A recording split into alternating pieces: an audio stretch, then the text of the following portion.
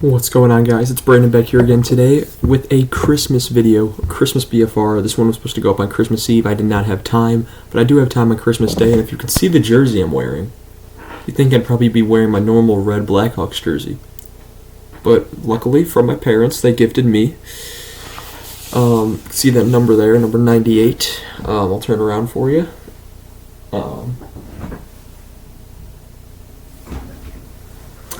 Your boy has got a Bedard jersey. So, yeah, I no longer have to go out and buy one myself. I was gifted this Christmas present. So, which is pretty cool.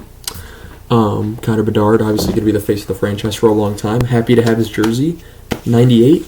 Never thought it'd be a number I'd see on a Blackhawk that I'd pick up, but, you know. I got some other things, too. I got NHL 24, which I'm installing right now. A couple books, my favorite being Cloak of Deception, Star Wars Legends book by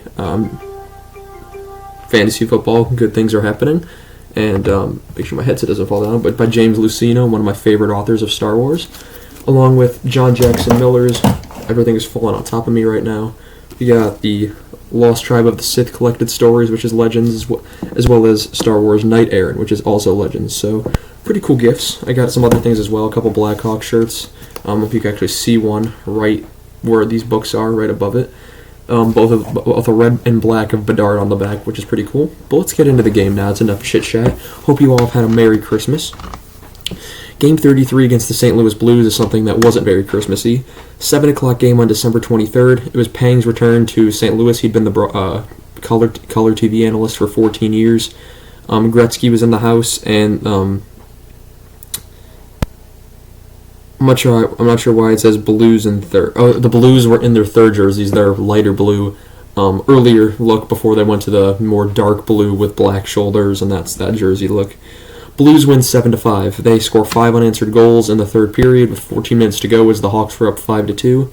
Hawks dropped to 10, 22-1. Shots 42-21 St. Louis, so they truly deserve to be winning this game. Hits 33-15 Chicago. Faceoffs 35-23 St. Louis. Power play, Chicago goes 1 for 2, St. Louis 2 for 4. Soderblom saves 35 out of 41, and I'll be surprised if he's not put in Rockford by the time the next game comes around. And then Binnington saves 16 out of 21.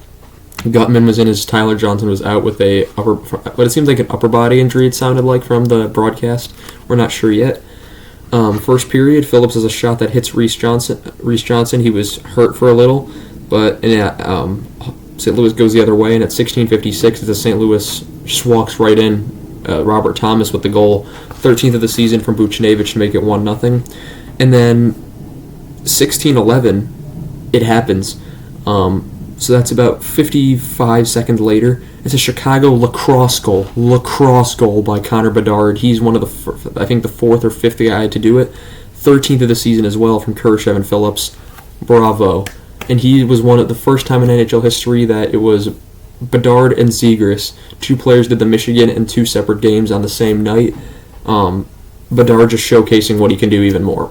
Absolutely incredible out of this guy. And much more, makes me even happier that I have his jersey now. That's the wrong side. And then, so about not even 30 seconds later, about 25 seconds later then, 15:48, it's a Chicago deflection goal from Anthony Beauvillier, who gets a second as a Blackhawk, 4th of the season from Tenorti and Radish to make it 2-1. And the crowd cheers then as there's a Pang tribute video. Kapanen has a near miss, 4:32 Chicago penalty to Tenorti for interference, which would be killed. 1:11 St. Louis penalty to Thomas for hooking, which would carry over into 49 seconds on the power play for Chicago. And they score. It's a rebound goal on the power play at 19:40 from Nick Foligno. 7th of the season from Kurashev and Radish to make it 3-1. And remember, Foligno always scores 2 goals. Every single game this season, it's felt like when he scores a goal, he scores 2. So be expecting him to score again later on because that trend continues. Scary sequence when Binnington and Entwistle collide with each other. Both were okay. Luckily, both, I think, realized how scary the situation was and were like, you guys good. 12:43 St. Louis penalty to Falk for holding, which would be killed. Thomas is saved. Sorry about that. 6:31 St. Louis goal to Colton Parayko with his 6th of the season from Blais and McEachern to make it 3-2. Buchnevich is saved. Foligno is absolutely robbed. But at 4:06, then it's a Chicago one-timer, open net goal. Jason Dickinson continues his hot streak, 11th of the season from Radish and Tenorti. Radish had 3 assists tonight. He had a very good game. Tenorti as well played very well. Third period, Bedard's glove was whacked off by Thomas. There would be no call on the play. 15-24, Chicago penalty to Crevier for cross-checking, which would be killed because Shen was slow to get up, but he was fine, and the Hawks go the other way, and at 14:44, it's a Chicago shorthanded dangle goal. A pretty bad one by Biddington. He kind of just let it happen. Nick Foligno with his second of the game, 8th of the season from Tenorti to make it 5-2. He's the first Blackhawk to score a power play and shorthanded goal in the same game since Brandon Saad, ironically, who was playing with St. Louis and would score just not too long after. There was a big scrum as at 13:56. It's a Chicago penalty to Murphy for holding, and somehow Murphy was the only penalty on that play. It was kind of like 4 or 5 guys that could have gotten penalties there. Thomas hits the post, and then at 12:08, the aforementioned Brandon Saad gets the power play deflection goal. Beautiful deflection. No chance for Soderblom on that one. 9th of the season from Kevin Hayes and Perunovic to make it 5-3. But you saw 14:44 is when the Hawks took the 5-2 lead, and then it's 5-3 with 12 minutes to go.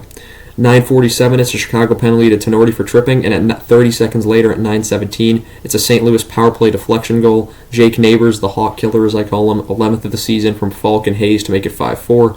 Neighbors always just seems to have the Hawks number. It's not Kyrou, it's not Thomas. All those guys are good. It's not someone defensive like Parayko. It is Jake Neighbors that screws up this team. 8:54 then, so not even 30 seconds later, it's a St. Louis rebound goal to tie the game. It's Jordan Kyrou with his 8th of the season from Thomas and Buchnevich to make it 5-5. Blues have all the momentum. The Hawks can't get the puck out of their zone. At that point, when St. Louis tied it up, I said the Hawks were done. They're going to lose. Torpachenko, puck to the face, and then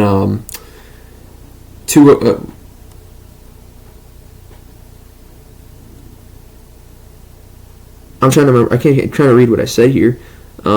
Totally unbelievable how he does this. Okay. So 2:07, St. Louis scores a goal, and it's Justin Falk with his second of the season from Krug to make it 6-5 with 2 minutes to go. And it was just totally unbelievable how that puck went in the net. I don't know how Soderblom didn't save that, and he just collapsed. It was just a complete collapse by the Hawks. And back-to-back games, they've given up 5. They've taken multi-goal leads, and they give up 5 consecutive goals. They did it against Montreal, where they were up 2-0 and lost 5-2, and then they were up 5-2 and lost 7-5 with 14.5 minutes to go. Kyrou missed an open net. Hawks pulled the goalie at 1:40. 1:01, St. Louis empty net goal. Kyrou buries it. It's Jordan Kyrou with his 9th unassisted, second of the game. 7-5. And then there was a stat that came on the screen. Soderblom has given up 3+ goals every single game he's been in. Can't happen.